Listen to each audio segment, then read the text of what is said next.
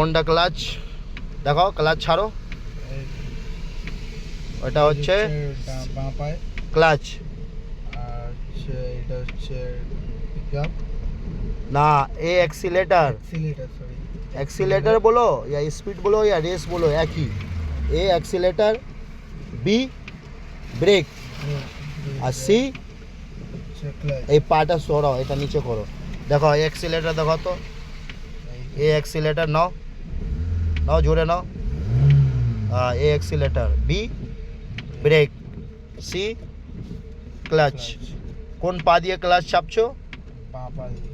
বাঁ পা দিয়ে ক্লাচ চাপছো। হ্যাঁ, ক্লাচটা ফুল চাপো ভালোভাবে, পায়ে গোড়ালি আরও নিচে করো, পায়ে পাতা দিয়ে না, ফিঙ্গার দিয়ে এইভাবে, এই এই উঠবে লাভবে ঠিকভাবে।